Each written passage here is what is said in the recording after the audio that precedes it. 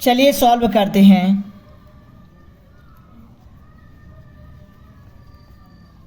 Three की power x plus 9 की power x equal to 27 की पावर x। चलिए बताइए अब क्या किया जा सकता है। तो यहाँ पे हमें दिख रहा है यहाँ पर 9 जो है 3 का स्क्वायर है और 27 जो है वो 3 की पावर 3 है। तो इनको हम इस प्रकार लिख सकते हैं 3 की पावर x प्लस 3 की पावर 2 की whole power x equal to 27 को हम लिख सकते हैं 3 की पावर 3 की होल पावर x। अब बताइए अब क्या किया जा सकता है।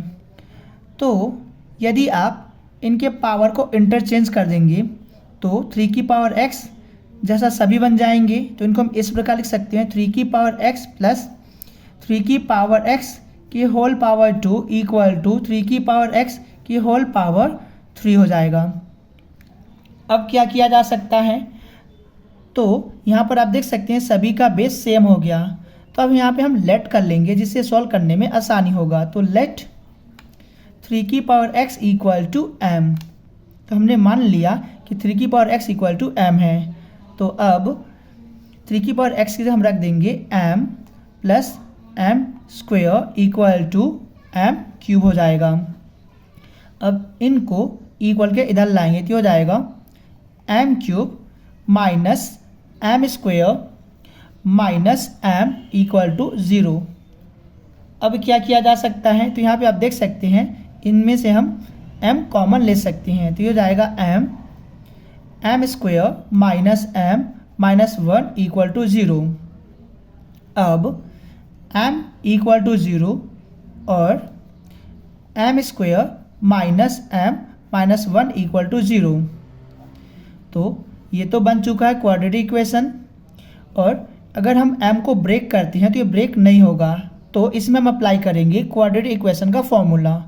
तो m equal to minus B plus minus square root B square minus 4ac upon 2a equal to minus B के जगह हम रखेंगे -1 plus minus square root B के जगह हम रखेंगे -1 का whole square minus 4 multiply A की जगह हम रखेंगे 1 मल्टीप्लाई सी की जगह रखेंगे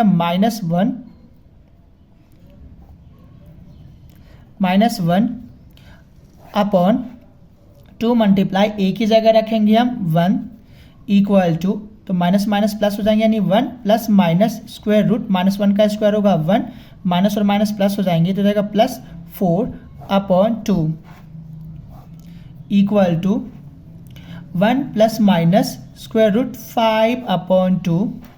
तो यहाँ से m के दो वैल्यू आ गए, एक तो 1 प्लस स्क्वायर रूट 5 अपॉन 2 और m equal to 1 minus square root 5 upon 2। तो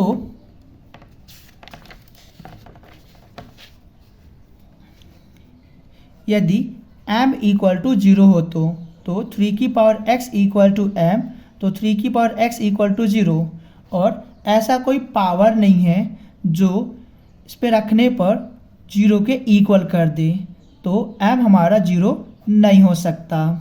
अब m equal to 1 minus square root 5 upon 2। जब आप इसको सॉल्व करेंगे तो ये आपको नेगेटिव वैल्यू देगा।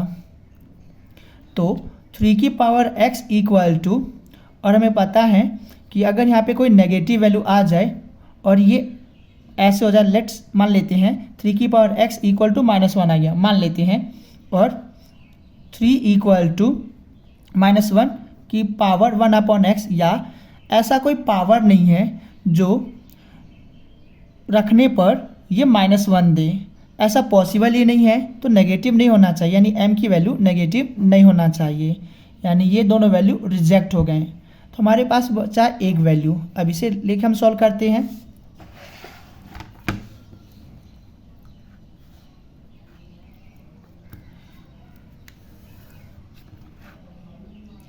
तो m equal to 1 plus square root 5 upon 2। तो 3 की power x equal to 1 plus square root 5 upon 2, और इन्हें अगर आप सॉल्व करते हैं तो इसकी वैल्यू हमेशा पॉजिटिव आएगा, तो कोई फ़र्क नहीं पड़ेगा। अब हमें x की वैल्यू पता करना है, तो हम इसे कैसे सॉल्व करें? तो हम बोथ साइड नेचुरल लॉग ले लेते हैं।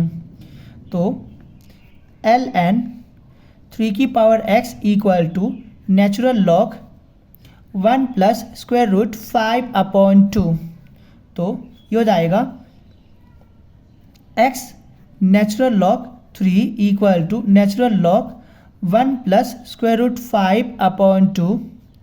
तो x equal to natural log 1 plus square root 5/2 और अपॉन नेचुरल लॉग 3। और इनको हम इस प्रकार लिख सकते हैं x equal to log 1 plus square root 5/2 to the base 3। तो ये आपका x का वैल्यू है। तो आशा करता हूँ कि आपको समझ में आया होगा, और यदि नहीं समझ में आया होगा तो आप हमें बता सकते हैं। तब तक के लिए थैंक यू।